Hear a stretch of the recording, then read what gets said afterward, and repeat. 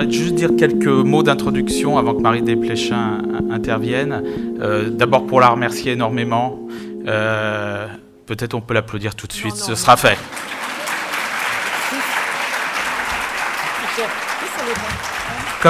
Comme elle venait que pour ça, elle peut y aller maintenant.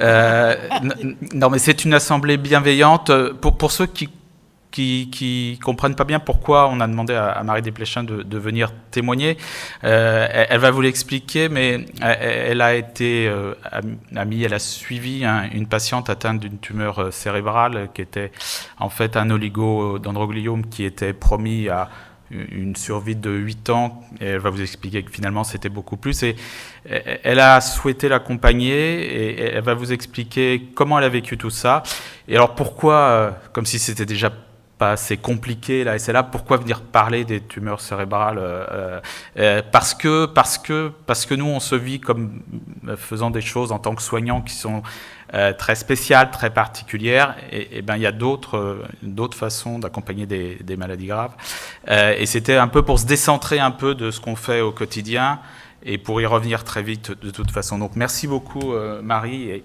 vous avez 2 micros. Alors, quand on fait ça, il y a le technicien qui vient vous voir et qui fait ça. Et comme on est stressé, de toute façon, on replace autrement. Voilà. Bon, faites comme vous voulez. Merci beaucoup.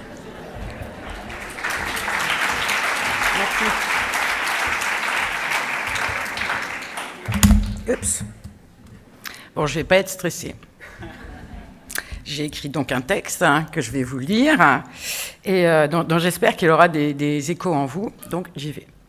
Quand François Salacasse m'a proposé de venir parler devant des gens, des soignants, qui sont confrontés habituellement à la maladie de Charcot, j'ai cherché quelle bonne raison je pouvais avoir d'accepter. En réalité, j'en avais pas, mais il est un ami d'Alain Gervais et nous avons partagé un même engagement il y a quelques années pour la défense de l'hôpital public. Donc, j'ai cherché ce que nous pourrions partager, moi qui n'ai pas approché personnellement la maladie que vous connaissez, et j'ai pensé à Lydie Violet. Lydie Violet n'a pas été atteinte par la SLA.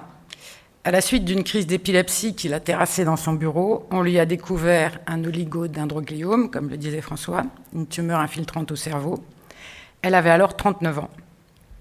L'annonce brutale de sa maladie a été assortie quelques semaines plus tard d'une estimation de la durée de vie qu'elle pouvait espérer. Je pense qu'on ne fait plus tellement ça aujourd'hui, assigner une durée de vie. Enfin, celle qui avait été donnée à Lydie, mais restée en mémoire, au grand maximum 8 ans. Je mesure ce que cette durée de 8 ans peut avoir d'enviable pour celles et ceux qui ne connaîtront que 6 ou 3 mois, frappés pourtant par une maladie comparable. Et je mesure ce qu'elle autorise. Mais la seule sortie de l'incertitude bienheureuse, celle qui permet de vivre, ce qu'on appelle vivre, c'est-à-dire dans l'oubli et sans avoir à compter, c'était terrible. Pour Lydie, ça voulait dire se préparer à partir à 48 ans, dans le meilleur des cas, et être condamnée à le savoir. Lydie avait été mon attachée de presse lors de la sortie de mon premier roman pour adultes, quelques années plus tôt. Le livre avait eu du succès et nous avions passé 3 mois à sillonner la France ensemble, c'est ce qui se fait dans ces cas-là. Nous avions énormément ri, Lydie riait beaucoup, aux dépens le plus souvent du monde littéraire qu'elle connaissait très bien et moi, pas du tout. Pour que vous la représentiez, elle avait un profil assez rare dans le monde de l'édition, surtout à l'époque. Elle avait débarqué dans le métier un peu par hasard à 19 ans. C'était une question de classe, elle venait de Gentilly, où elle vivait toujours. Elle était drôle, insolente, fiable, gouailleuse, et pas du tout Saint-Germain-des-Prés. Bref, on avait eu ce bon petit road trip, et nous avions gardé dans les années qui ont suivi une relation amicale, mais intermittente. Elle m'avait par exemple invitée à son mariage. Voilà comment nous nous connaissions. J'ai donc pensé que je pouvais vous raconter mon histoire avec Lydie Violet et qu'elle appellerait sans doute des échos chez vous. Cette Lydie, qui venait de tomber malade, était une personne que je connaissais, pour laquelle j'avais certainement de la sympathie, mais elle n'était pas de ma famille, ni de mes amis proches. Et pourtant, nous nous sommes en quelque sorte épousés. Je ne vois pas de meilleur mot, parce qu'elle avait la mort aux trousses et que je ne voulais pas qu'elle coure toute seule. Je me dis que vous devez connaître cette situation. Depuis la mort de Lydie à 54 ans, car elle a fait mentir le diagnostic, elle l'a grugé de 6 ans, je n'ai jamais repensé à ce qui nous était arrivé. Nous avions vécu dans un présent si puissant qu'il s'est arrêté d'un coup, sans suite, sans remémoration, sans déploration. Un autre temps a commencé, un temps parfois mélancolique, mais sans regret. Elle disait, et elle l'a dit à plusieurs reprises, si c'était à refaire, je reprendrais tout avec la maladie. J'ai toujours cru ce qu'elle disait, ou presque tout ce qu'elle disait. Je n'ai donc rien ressassé, et c'est la première fois que j'interroge ce que nous avons vécu pour tenter d'en extraire des leçons à partager, et ce n'est pas sans difficulté. Je ne suis pas allée visiter Lydie immédiatement après l'annonce de sa maladie. Dans mon souvenir, pas mal de gens l'avaient déjà fait, tétanisés par l'annonce qui avait créé une déflagration dans le petit milieu. Je pense que je craignais aussi de la revoir et de devoir affronter son malheur et d'être désarmée. Nous nous sommes retrouvés quelques semaines plus tard, quand le flot des condoléances s'était un peu tari. Et ce qui m'a frappée, c'est qu'elle n'avait changé en rien. C'est sans doute une chose à retenir, cette crainte que nous avons, que la maladie fasse d'une personne que nous connaissons une autre personne, qui vous oblige à reconsidérer toutes vos relations avec elle. Or, Lydie était exactement la même, était la même en mieux, en plus drôle encore plus en colère, elle était en fureur contre tout. Son mari, était un type épouvantable, c'est vrai. Ses collègues, parce qu'ils étaient lâches, parce qu'elle la prenait en pitié, parce qu'ils étaient indifférents. Sa famille, elle voulait déchoir son père de sa paternité, elle prenait sa mère pour une courge, ce qui était vrai aussi. Le corps médical, surtout la secrétaire très méchante du grand patron, très gentil, et bien sûr tous les services administratifs, incompétents, inhumains, stupides. Et curieusement, ce n'est pas à la maladie qu'elle en voulait. Et c'est certainement une deuxième chose à retenir, que la maladie n'avait pas d'intention ni de caractère, qu'elle ne méritait pas qu'on se fâche contre elle. Lydie ne se dispersait pas, elle dirigeait sa fureur contre ce qu'elle pouvait combattre. Et quand il lui arrivait de parler de la maladie comme d'une entité, c'était pour négocier. Elle n'était pas d'accord avec les 8 ans du pronostic. Elle en voulait 10, elle les exigeait même. Elle en avait besoin pour ses enfants, qui avaient alors 8 et 12 ans. Et quand elle est partie, au bout de 14 ans, ils étaient adultes, ils avaient trouvé leur chemin tous les deux, elle avait déjoué le pronostic, elle avait réouvert pour elle le champ de l'incertitude, créé du possible, défait la toute-puissance de la maladie. Contre toute attente, ce n'est donc pas le malheur que j'ai trouvé quand j'ai revu Lydie. C'était la colère, c'était le besoin, c'était le désir, et tout ça en geyser. Rien n'avait diminué chez la fille que j'avais connue, elle avait des comptes à régler et des combats à mener. Je lui ai dit un jour, « Tu es mon héroïne de fiction préférée ». Elle aimait beaucoup cette petite phrase, et j'étais heureuse qu'elle l'aime beaucoup, parce qu'elle est tellement vraie. Lydie, dans la maladie, est devenue héroïque. Non pour une question de courage, elle détestait cette idée de courage, comme si on était courageuse quand on n'a pas le choix de l'être, mais pour une question de stature. Elle s'était déployée devant nous en héroïne, tragique et rebelle, insolente et drôle. Elle s'est en quelque sorte inventée au sens ancien du mot, c'est-à-dire découverte. Peut-être pas à elle-même, encore que je n'en sache rien, mais aux autres, à nous, à moi. Moi, c'est sûr, avec son entier consentement, je l'ai vue vivre et je l'ai inventée. Au fur et à mesure qu'elle l'habitait, le réel, aussi cruel qu'il était, se transformait en récit. Et quel récit! De mon côté, je n'étais pas, comme je l'avais craint, assignée à une place de pleureuse, une place passive. J'ai tout de suite compris que je pouvais prendre ma part, si je voulais.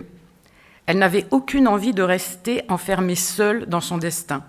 Elle acceptait toutes les bonnes volontés. Je me suis dit que je pouvais faire quelque chose, pas forcément pour elle, mais avec elle.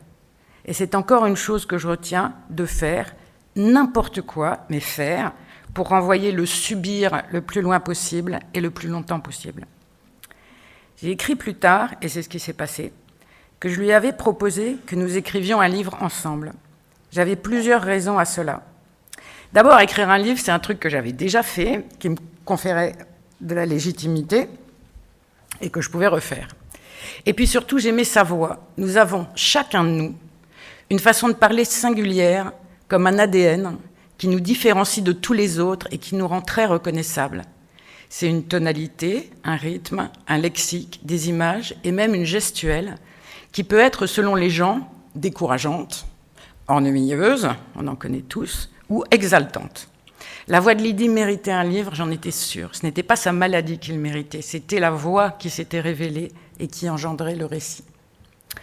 Ensuite, Si je voulais m'engager à revoir Lydie régulièrement, il fallait que je nous donne un projet commun. Comme j'ai une vie très encombrée par la famille, le travail, les obligations que je me crée, la meilleure façon que j'ai trouvée d'avoir des relations régulières avec des amis est de travailler avec eux. En m'embarquant, il faut revoir François Salacasse, on travaillait ensemble. En m'embarquant dans un projet de livre, je me garantissais de faire et de refaire le trajet jusque chez elle, à Gentilly, pas précisément la porte à côté de chez moi.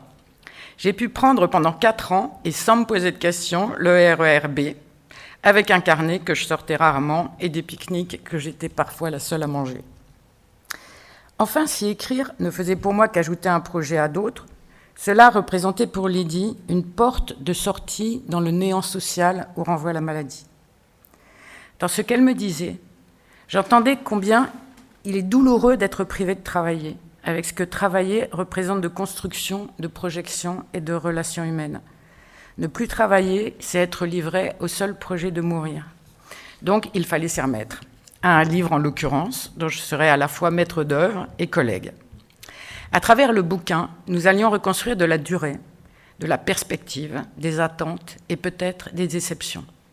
Creuser dans le temps et y mettre des fondations. Et puis, si ça marchait, on ne sait jamais, Lydie retrouverait un rôle social et bien meilleur que celui d'attaché de presse, dont j'avais pu constater la part de servitude et de petites humiliations. Le philosophe Ruben Ogienne, dans le livre qu'il a écrit sur la maladie qu'il a emportée, et qui était un cancer du pancréas, le livre s'appelle « Mes 1001 nuits, la maladie comme drame et comme comédie ». Ruben Ogienne donc parle du malade comme d'un déchet social. Faire un livre, se présenter comme un excellent système de recyclage. Je parle ici d'écriture parce que c'est ma partie, mais toutes les pratiques artistiques sont des outils très efficaces, non contre la mort elle-même, évidemment, mais contre son anticipation, le déchirement, le regret, l'abandon et le sentiment affreux de l'impuissance. Lydie avait vécu une expérience de mort imminente. Elle avait vu le tunnel et la lumière, ce n'était pas la mort qui l'effrayait. En ce sens, elle était un peu philosophe de l'Antiquité. Mais il fallait affronter cette dissolution préalable de l'être, privée d'avenir et de société, une mort avant la mort. C'est une banalité de le dire, mais la plupart de ce qui a été écrit d'intention un peu considérable a été écrit contre cela comme défi, comme refuge, comme protestation et comme consolation, et par des gens qui ne souffraient pas toujours d'être malades, mais parfois d'être simplement mortels. On peut relever au passage que la maladie a conduit pas mal de gens à écrire à son sujet. Je vous citais tout à l'heure Ruben Ogienne, mais je pense à Hervé Guibert, à Jean-Dominique Bauby, à tant d'autres. Le livre de la maladie et de la mort est un genre littéraire autofictionnel dans la grande majorité des cas. En tout cas, quand j'ai fait ma proposition, elle n'avait rien de dingue, je savais à peu près où nous allions. Alors, pourquoi l'art ? L'art plutôt que la cuisine, par exemple, ou les artisanats. C'est que parmi les vertus de l'art, il y a celle de dissoudre l'angoisse de la disparition dans l'angoisse de la création. Créer est laborieux, risqué, anxiogène et occupe impitoyablement l'esprit. Et puis, il y a cette idée qu'un objet pérenne, plus pérenne que son autrice, marquera une empreinte comme une preuve qu'elle a vécu. C'est aussi ce que relevait Ruben Ogienne. Comme le dit le romancier américain James Salter, dont toute l'œuvre est une tentative de soustraire un peu du présent à l'évanouissement, tout ce qui n'est pas écrit disparaît. Je vous parle de l'écriture car c'est ce que je connais, c'est une pratique peu exigeante en matériel, qui ne demande a priori pas de connaissances, à la différence de la musique par exemple. Mais on pourrait aussi s'y mettre avec de la photo, du film, du son, du dessin, de la peinture. Le talent, le savoir n'ont pas vraiment de caractère de nécessité. L'art, c'est un élan, c'est une volonté, c'est pas une technique. Et j'en ai la preuve, et c'est l'art brut. Je raffole de l'art brut. Il se trouve, bien sûr, en plus, que j'avais un peu de technique, mais je persiste à penser, je pense toujours, qu'elle était secondaire. En réalité, ce livre, j'en ai écrit toutes les phrases. Il est pourtant entièrement de Lydie. C'est un livre que nous avons vraiment fait ensemble avec sa voix. Un livre unique à deux. Mais nous ne sommes pas encore là. La ferme, on n'en est pas sûr. Quand je propose à Lydie, je pense à faire le livre, pas à le publier. Publier, on verra plus tard. C'est l'ordinaire de l'écriture que nous allons pratiquer. Et à l'origine, il n'y a qu'une chose qui soit sûre, à moins de commencer, on n'aboutira jamais. L'important, c'est de se lancer. Tout cela relève d'une sagesse un peu usée, mais n'empêche, c'est le chemin qui compte. Donc, je propose un chemin qui trace une perspective, nous entrons dedans, à égalité, et la maladie sera notre sujet et pas notre condition. Je ne suis pas égocentrée, au point d'oublier que la maladie est la maîtresse de tout, avec ses angoisses, ses douleurs, ses traitements, et Lydie qui pleure quand les plaquettes s'effondrent. Mais à ça, je ne peux rien faire. C'est sa partie à elle. Je connais ma place. Moi, la maladie, je sers à la parler. C'est ce que je fais. On la parle, on la parle, on la parle, on ne fait que la parler et rien n'avance. De retour chez moi, j'écris des phrases qui sonnent faux, je ne retrouve pas sa voix, je ne trouve même pas la mienne, tout sonne fabriqué, emphatique, truqué, et finalement, à la fin, j'abandonne. Mais si l'expérience m'a appris une chose, c'est qu'écrire, pour la majorité d'entre nous, je le dis pour tous les gens qui veulent écrire, c'est d'abord ne pas arriver à écrire. Après, c'est juste une question d'endurance. Samuel Beckett l'a écrit dans une phrase qui est un mantra pour écrivain, mais pas seulement. Donc il écrit « Jamais rien d'autre, d'essayer, de rater, n'importe. Essayer encore, rater mieux. » Donc j'en suis là, dans la panade, mais je me dis que je vais finir par y arriver. Notre enveloppe d'année n'est pas épuisée. Pendant ce temps, j'écris d'autres textes, c'est mon métier quand même, tandis que Lydie fait le ménage, elle vire son mari, elle entame une procédure de divorce, elle se dispute avec sa sœur, qui est tout ce qui lui restait de sa famille, elle entame une aventure, puis une autre, avec des hommes qui ne sont pas libres, mais qui la distraient autant qu'ils la contrarient. Il faut dire qu'elle est très jolie. Et si avec ça, elle suit la scolarité de ses mômes avec entêtement, d'autant que dans le tourbillon qui la frappe, sa fille développe une maladie auto-immune qui résiste au traitement. Quant à son fils, il entre dans l'adolescence sur des chapeaux de roue, il fait connerie sur connerie. Il faut le sortir du collège, chercher un établissement privé, lui inventer une sorte d'avenir. C'est le bazar à Gentilly. Je prends des notes dans le désordre, on ne manque pas de vécu, mais pour le livre, je ne vois toujours pas comment on va s'y prendre. Voilà 1 an que je ne sais pas comment attraper le texte, quand l'un de mes enfants est hospitalisé. J'entre dans une lutte permanente pour comprendre ce qui nous arrive et pour m'y adapter. Je fais l'expérience pour mon compte de toutes les nuances de l'anxiété, du désespoir, de la colère, et à qui je peux parler de ce qui m'arrive. Les gens ne raffolent pas du malheur des autres. D'abord, ils n'y comprennent rien, et puis ils sont vite encombrés par des émotions inconfortables. La pitié, l'ennui, le refus, bref, je me sens le plus souvent pestiférée, sauf avec Lydie. Entre pestiférés, on se comprend. Lydie est atteinte d'une autre peste, plus tragique, mais elle a une excellente capacité d'écoute. Et puis elle a développé un vrai génie pour rire de tout, et je prends des leçons auprès d'elle. En fait, ce qui m'arrive, c'est que je suis devenue perméable. Et à ce prix, je vais pouvoir écrire le livre de Lydie.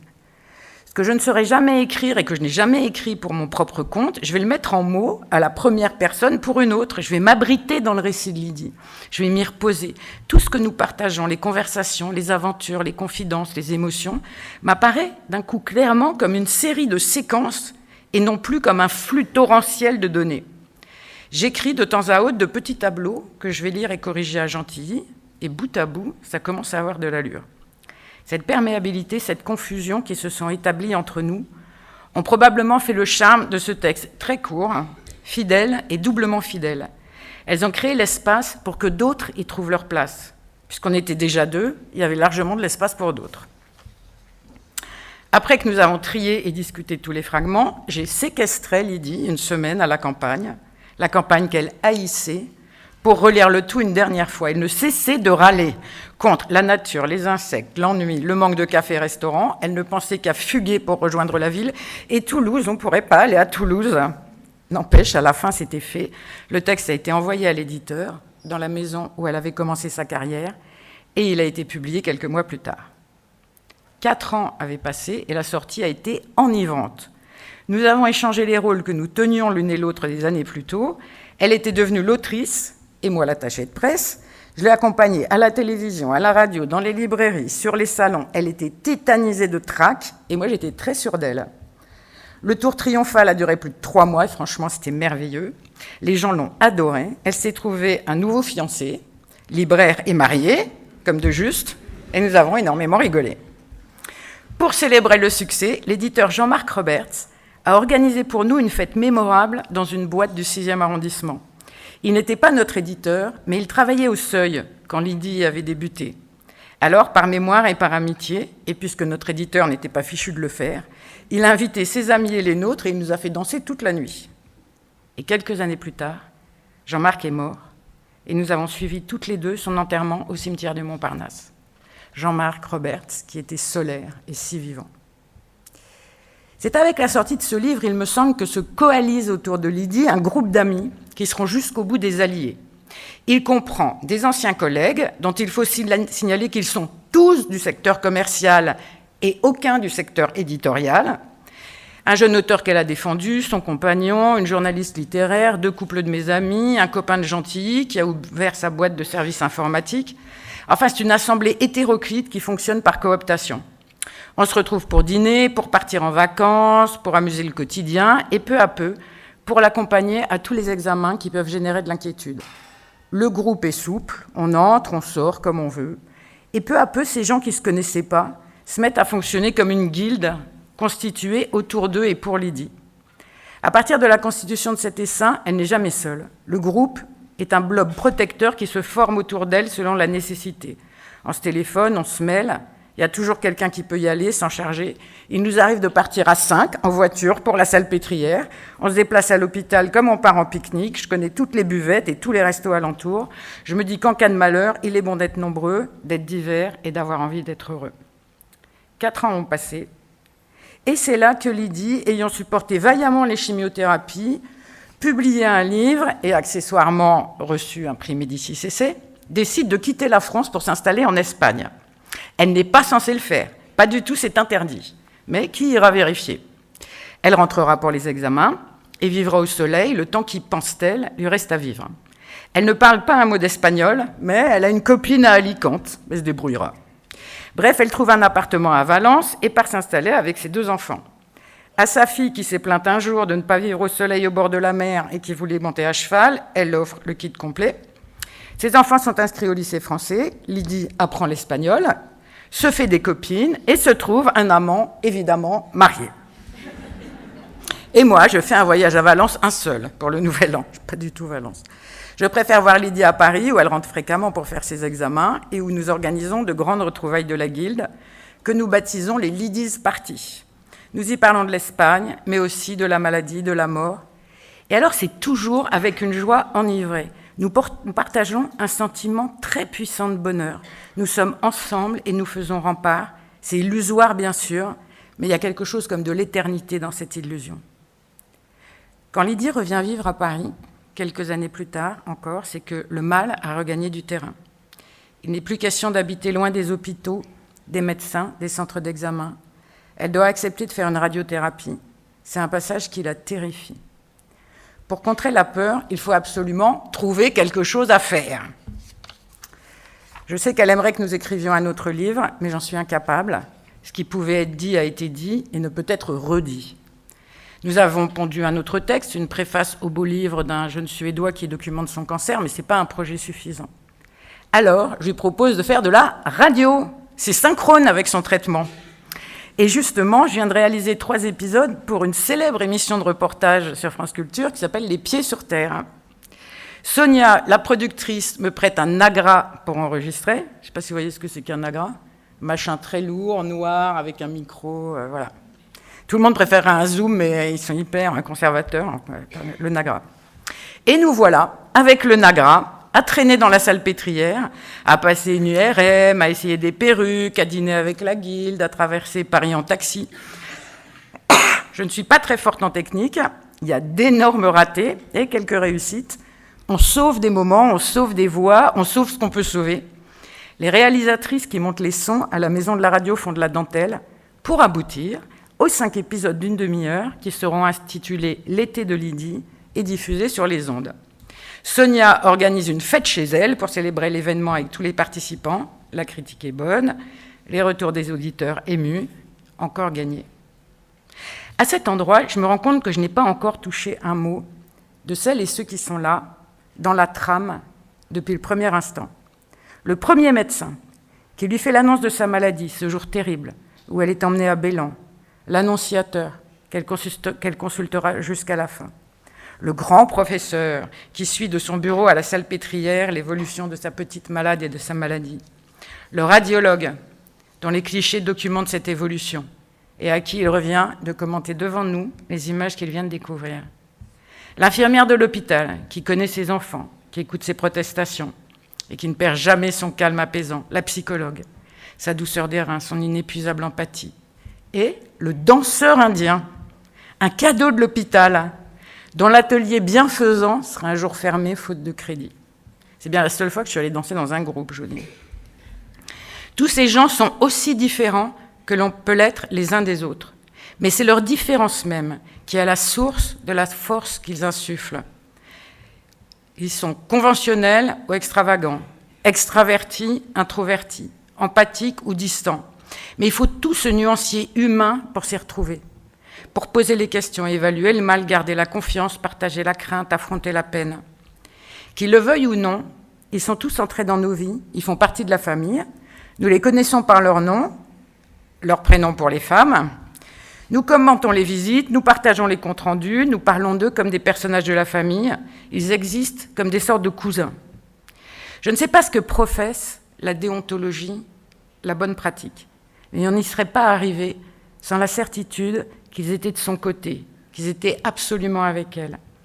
Au-delà de leur expertise professionnelle, ce qui nous sauvait, c'était l'affection visible qu'ils avaient pour elle, leur capacité à s'enquérir, à s'inquiéter, à encourager. On peut appeler ça de l'humanité, mais c'est trop vague. C'est plus que ça, c'est autre chose.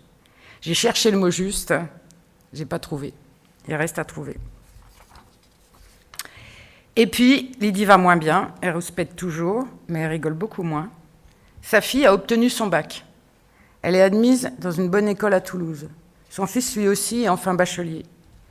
Lydie, qui avait si souvent évoqué sa volonté de recourir à l'euthanasie quand son état se dégraderait, n'en parle plus du tout.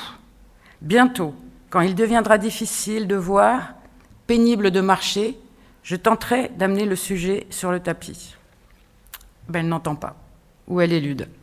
Non, ce qu'elle veut, c'est que je tienne sa mère à distance, que je gère le balai des taxis pour l'hôpital, que je fasse le marché avec elle le samedi, la cuisine ensuite, et que je range dans son frigo les Tupperware auxquels elle touche de moins en moins.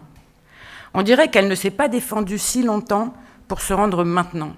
C'est pas elle qui baissera les armes. Il faudra que la maladie vienne la chercher par le collet. Et c'est ce qui se passe.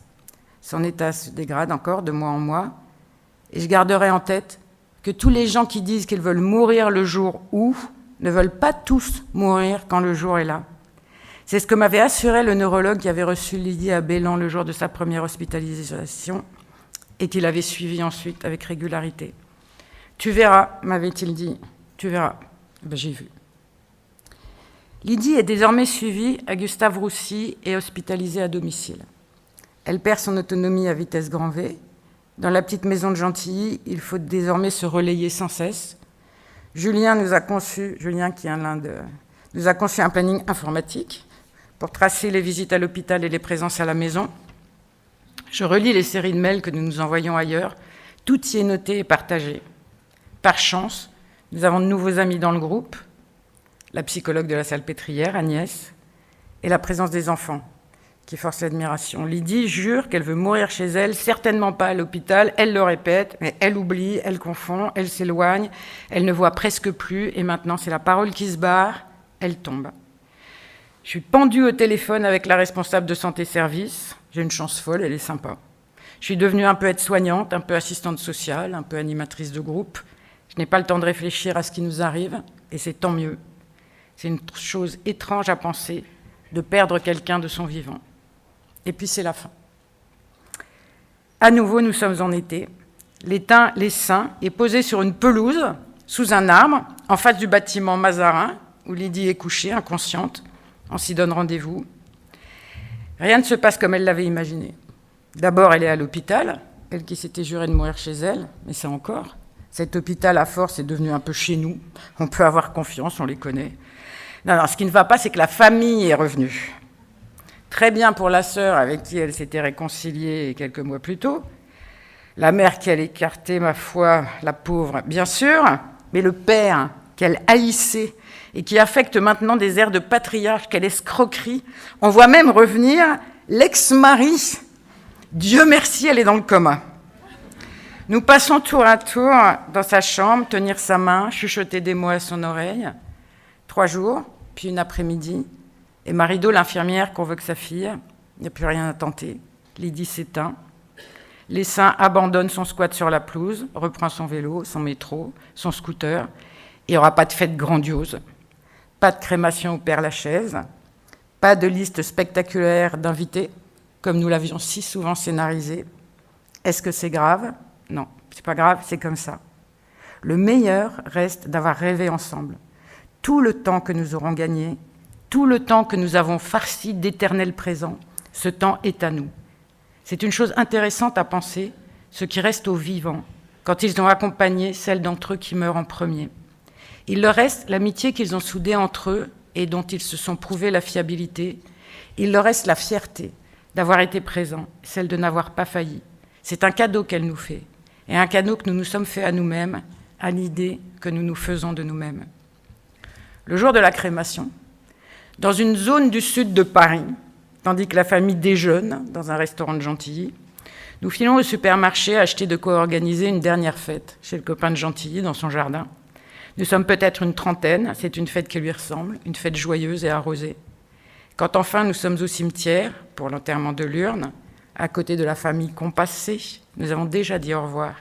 Nous l'avons répété cet au revoir pendant 14 ans, et maintenant ça y est, elle est partie.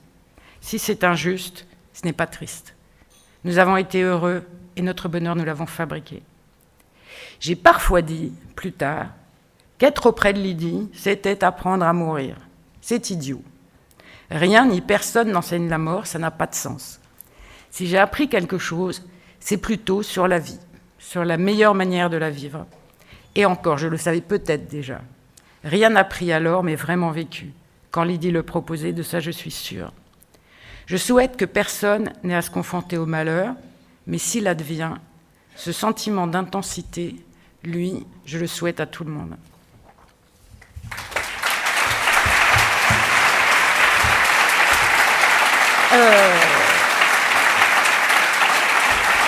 C'est bon ?